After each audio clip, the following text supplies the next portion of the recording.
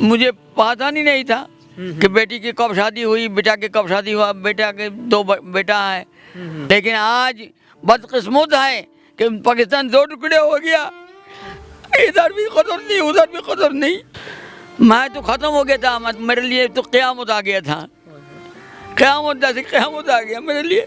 मैं लोग पूछते थे पाजी कित्थों आया। अच्छा। अब मैं जैसे गूंगा ऐसे बॉर्डर आते जैसे चिड़ी बोल रहे हैं। अच्छा। मुझे समझ में नहीं आता था कित्थों आया। सोचा तो था कि मगरबी पाकिस्तान में जाऊंगा सारे दुख दर्द खत्म हो जाएगी, लेकिन दुख दर्द जाने के बजाय ज़्यादा बढ़ गया। अस्सलामुअलैकुम, तत्वीर मीडिया के साथ मैं हूँ मियां अरसलान। नाज़रीन, आज की जो स्टोरी है वो बहुत ही मुनफरिद, दिलचस्प और इंतहाई दुख भरी स्टोरी है। एक ऐसे बाबा जी जो आज से तकरीबन 35 से 40 साल कबल जो कि बांग्लादेश के बाशिंदे थे और घर के हालात ठीक ना होने की वजह से इंडिया के रास्ते में पाकिस्तान में आते हैं और पाकिस्तान में अपने बेहतर मुस्तकबिल का और ज़रिया मुआश कमाने के लिए यहाँ पर आते हैं। लेकिन उसके बाद इन बाबा जी के साथ ज़िंदगी किस तरह तलखियाँ करती है और किस तरह इनको बड़े बड़े मामलात बर्दाश्त करने पड़ते हैं। और बाबा जी, ये वो बाबा जी हैं जिनके बच्चों ने इनको बांग्लादेश में रहते हुए इनको मार दिया और यही समझा कि और इनका यहाँ तक कि मैं भी जनाजा भी करवा दिया। लेकिन ये बाबा जी आज यहाँ पर 35 से 40 साल से अपनी ज़िंदगी गुजार रहे हैं और अपने बच्चों की याद में तड़प रहे हैं, रो रहे हैं और ये चाहते हैं कि मेरे आखिरी अयाम जो हैं वो बांग्लादेश से गुजर सकें। आइए इस बाबा जी की मुनफरिद, दिलचस्प और दुख भरी कहानी जानते हैं कि ये पाकिस्तान में कैसे आए। अस्सलाम वालेकुम। वालेकुम अस्सलाम। बाबा जी, क्या नाम है आपका? हाफिज़ अब्दुल कबीर। अच्छा, हाफिज़ अब्दुल कबीर साहब, ये बताइएगा कि बांग्लादेश से पाकिस्तान का सफ़र कैसे और किस तरह पहुँचे आप? अरे भाई, वो दुख की बात ना सुनो। एक गाय था, 950 रुपया बेचा था। अच्छा। चाचा को दे दिया था, चाचा भी बहुत हो गया सब। फिर वो बेच के वो पैसे लेके इंडियन बॉर्डर से आके इंडिया के अंदर पैसे बदल करके पाकिस्तान में आके तबलीग करते करते आते रहा और फिर पैदल चलते रहा। उस टाइम कोई बॉर्डर में कोई इतना पाबंदी नहीं था। ठीक है। तो मशरिक से मगरिब तक सीधा ट्रेन लाइन था। तो वहाँ से मैं सुनते रहा मगरिब पाकिस्तान में मैं पहुँच गया। फिर आस्ता आस्ता आगे। अच्छा, मुझे बताइएगा, क्या यहाँ पर कोई रोशन मुस्तकबिल का ख्वाब सजाया था कि यहाँ पर ज़रिया मुआश अच्छा होगा, अपने बीवी बच्चों के लिए अच्छा कमाऊंगा? हाँ। क्या सोचा था, कैसे आए थे?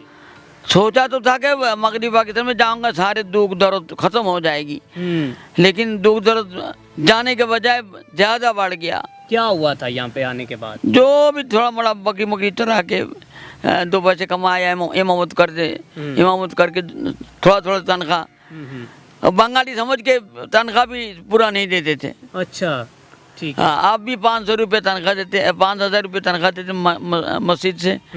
अब मुझे ये बताइएगा, जब यहाँ पर आए थे कोई कमाया भी था तो पीछे बच्चों के लिए भेजा भी था या कुछ भी नहीं भेजा? कुछ भी नहीं भेजा। अच्छा। सब कुछ लूट के ले गया लुटेरों ने। पर आपको अपनी ज़िंदगी गुजारना ही मुश्किल हो गया? अपनी ज़िंदगी मुश्किल। दवाई खाना डॉक्टर ताहिर साहब के दुकान से फ्री दवाई दे देते हैं। क्या बताओ, पैसे भी नहीं दे सकता। अच्छा, आज भी अपने बच्चों को याद करके रोते हैं? हाँ, बेटियों की शादी हो गई, दोनों नवासा वहाँ नौकरी करते ढाका में। मुझे पता नहीं था कि बेटी की कब शादी हुई, बेटा की कब शादी हुआ, बेटा के 2 बेटा है। वो सब हुकूमत को, बांग्लादेश को लेकर दिया था कि मेरा अब्बू पाकिस्तान में गया था, वहाँ जाके मर गया। अच्छा, उन्होंने ये लिख के दे दिया कि अब्बू मर गया? अब्बू मर गया। अब्बू तो जिंदा है, अब्बू तो मरा नहीं। उनको पता ही नहीं था। अब पता चला कि अब्बू जिंदा है। ठीक है। कितने सालों बाद आपकी अपने बच्चों के साथ, बीवी के साथ बातचीत हुई? और 30-35 साल बाद। 30 से 35 साल बाद आपने अपने बच्चों और बीवी के साथ बात? हाँ। जब बात हुई तो उन्होंने आपको पहचान लिया था? पूरी पहचान नहीं लिया। पूरी पहचान नहीं लिया था। बाद में सब रिश्तेदारों ने बोल रहे हाँ ये अब्दुल कबीर है। फिर आस्ता आस्ता सब ने पहचान लिया।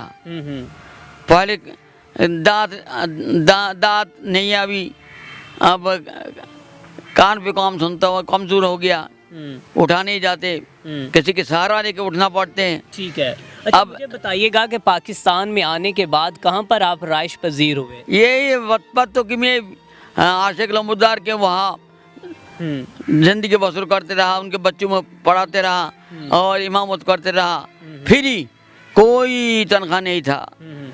यहाँ के लोगों ने आपको कबूल कर लिया? यहाँ पर आपको जासूस समझकर कहीं कोई जासूसी के तौर पर आपको कोई पुलिस को कोई इन्फॉर्म किया गया हो, यहाँ पर कोई आपको फ़ौजी पकड़ने आए हों, या इस तरह के मामलात का आपको सामना करना पड़ा? हाँ हाँ, क्या हुआ था? पत्तू की में किसी ने मुखबरी किया था, उसके नाम नहीं लेना चाहता हूँ, बाद में पता चला कि वो अरे वन भाई में बार बार फ़ोन देते थे चोरी चोरी कि यहाँ एक जासूस रहते हैं जो गैर मुल्की है, जिसके पास शिनाख्ती कार्ड नहीं है। फिर उन्होंने फ़ोन कर दिया ऊपर, फौजी आया, पुलिस वाला आया, बड़े बड़े अफसरान आया, कर्नल साहब आया, उन्होंने फिर तफ्तीश करके देखा कि तो मशरक़ी पाकिस्तानी है। मैं टिकट दिखाया, कोई उनको बोले आप पाकिस्तान में कैसे आया? हमने पाकिस्तान में हमने आया नहीं, पाकिस्तान को लाया। क्या बात है, क्या बात। पाकिस्तान आया नहीं, पाकिस्तान को लाया। बोले वो कैसे? कर्नल साहब पूछ रहे कि वो कैसे? बोले मीनार पाकिस्तान चलो, वहाँ एक साइड में देखो उर्दू ज़बान लिखा हुआ है, इंग्लिश लिखा हुआ है, बांग्ला ज़बान लिखा हुआ है, वहाँ चलो। और वो बांग्ला ज़बान वहाँ से मिटाते क्यों नहीं? करारदाद। फिर हमने बोला हम करारदाद है, करारदाद, हमने पाकिस्तान में आया नहीं, पाकिस्तान को लाया।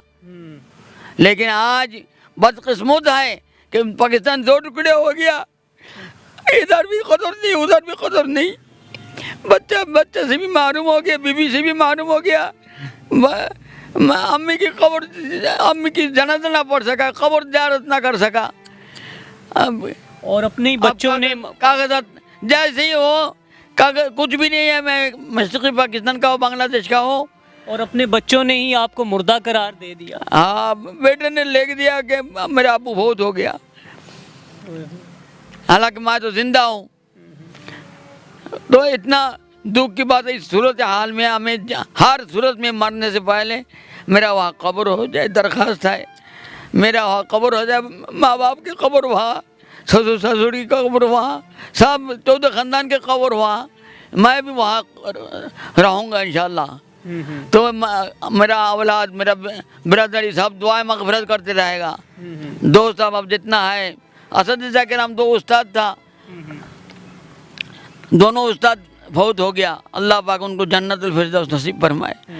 एक नाबिना हाफिज़ साहब उदयपुर मदरसा है, वहाँ पढ़ते रहा, गौडंगा मदरसा है पढ़ते रहा, मौलाना शमसुल सबके मदरसा। यहाँ पर आपने आकर कुरान पाक लोगों को बढ़ाया, अब तक आपके कितने शागिर्द तैयार हो चुके हैं जो कि ख़ुद आगे कुरान पाक पढ़ा रहे हैं, या उनकी भी आगे शादियाँ हो चुकी हैं जिनकी उम्रें काफ़ी ज़्यादा हों? हज़ारों बच्चों को पढ़ाया, अल्लाह का कलाम। पाकिस्तान में रहकर, बांग्लादेश से आकर हज़ारों लोगों को कुरान पाक की तालीम से आरास्ता। हाँ, बेटियों को शादीशुदा हो गई, उनके बच्चा दादा अबू करके मुझे बुलाते हैं। अच्छा। बेटियों ने सलाम कर दिए, जब लड़की आती है जिनको पढ़ा दिया, सब मोहब्बत कर दो। लम्बरदारों के घर में रहते थे, वहाँ खाया, सबके घर में, मेरे लिए कोई पाबंदी नहीं था। बहुत अच्छा मेहमानदारी किया, अच्छा लोग है, ना कभी चोरी किया, ना उनके अमानत के कोई नुकसान किया, ना कोई किसी को। अच्छा, आपने पाकिस्तान में रहकर शादी क्यों नहीं की? इस दवाजी ज़िंदगी में आप क्यों नहीं गए?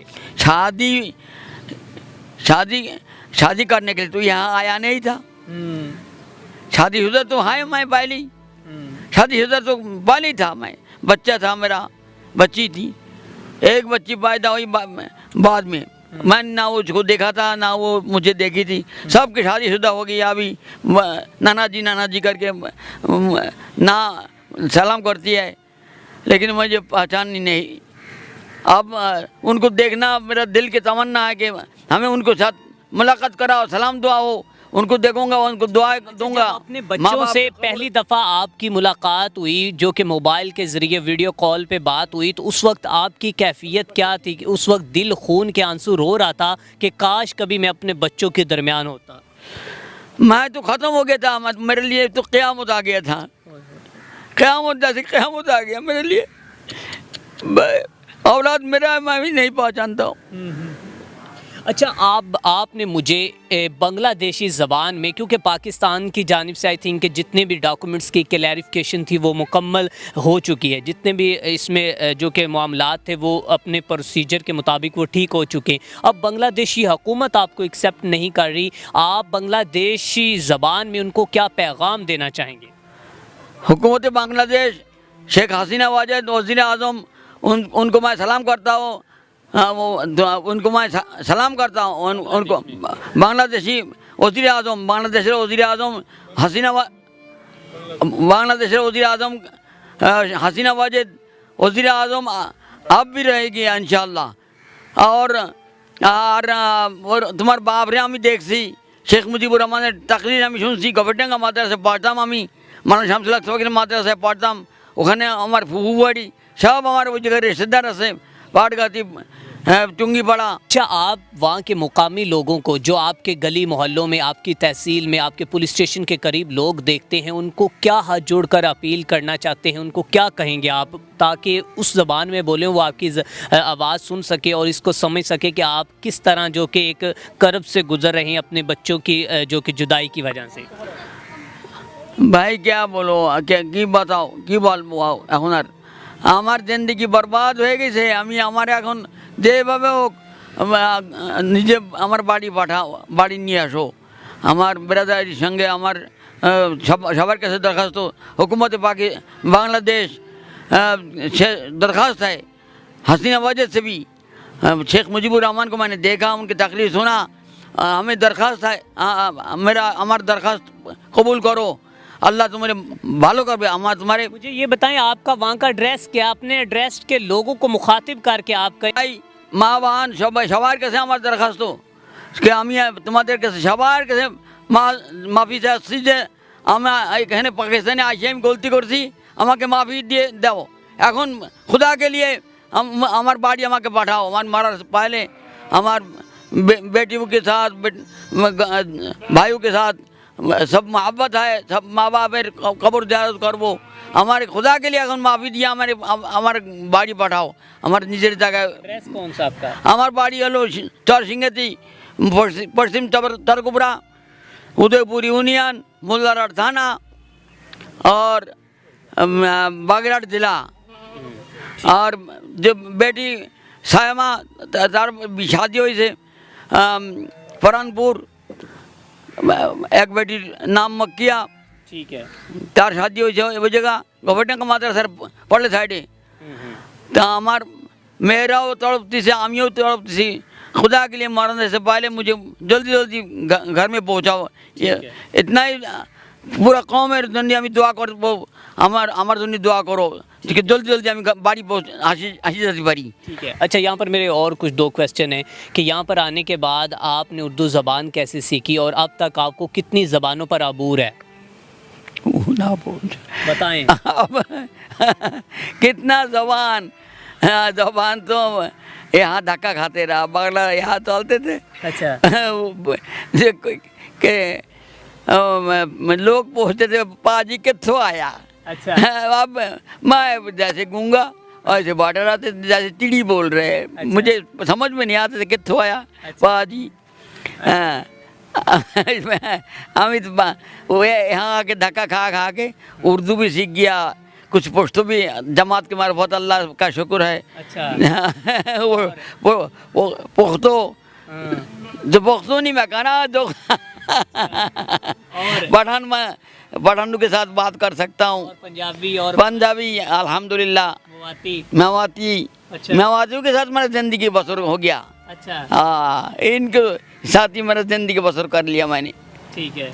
और ये बताइएगा यहाँ के लोगों का आपके साथ रवैया कैसा है, किस तरह कभी किसी ने आपको कोई धक्के मार के कहीं से निकाला भी, भाई कहाँ से आ गए हो बांग्लादेश में यहाँ पर मुंह उठा के, कभी ऐसा किसी ने ऐसी बात नहीं है, सिर्फ डाके मार मार के पैसे ले गए, जितना था लूट फाट करके पैसे ले गए। लोग बहुत अच्छा है, लेकिन लूट फाट करके मौका मतलब जो बकरी बकरी चराई करताम যে পয়সা ছিল এখন পয়সাও নিয়ে গেছে, কিছু নাই হাতে। এখন আমার পর মেহরবানি করো, মুসলমানকে হাইসিয়েছে, মুসলমানের হিসেবে আমার মুসলমান ভাই বোন সবাই আমার মদদ করো। ठीक है। नाज़रीन, आपने बाबा जी की गुफ्तगू सुनी, इंतहाई मुनफरिद, इंटरेस्टिंग और बड़ी दुख भरी कहानी थी। इस बाबा जी ने पाकिस्तान में आकर यहाँ के रस्म व रवाज, सकाफ़त, तर्ज़ मुआशरत और अंदाज़ो त्यौहार और इनकी ज़िंदगी के जितने भी मामलात थे वो इन्होंने पाकिस्तानियों की ही तरह अपनी गुजारने शुरू कर दी और इनकी ज़िंदगी के तमाम चीज़ें पाकिस्तानियों जैसी मुमासलत करना शुरू होगी। आज इनके बोलने का अंदाज़ वही हमारे मशरक़ी पाकिस्तानी जो कि पहले हमारे जिगर का टुकड़ा था और फिर इन सियासतदानों की नज़र हो गया, और आज बाबा जी और मैं भी इसी बात पे रोया कि काश कभी वही पाकिस्तान होता तो आज इनको इसी पाकिस्तान में और मगरबी पाकिस्तान और मशरक़ी पाकिस्तान के धक्के ना खाने पड़ते। मेरी बांग्लादेश की हुकूमत से और वहाँ के मुकामी लोगों से यही गुजारिश है, खुदा के लिए इस बाबा जी की आवाज़ बने और इनको आखिरी जो इनकी ज़िंदगी के आयाम हैं अपने बच्चों के साथ गुजारने का मौका दिया जाए। इसी के साथ अपने मेज़बान मियां अरसलान को दीजिए इजाज़त। देखते रहिए तस्वीर मीडिया।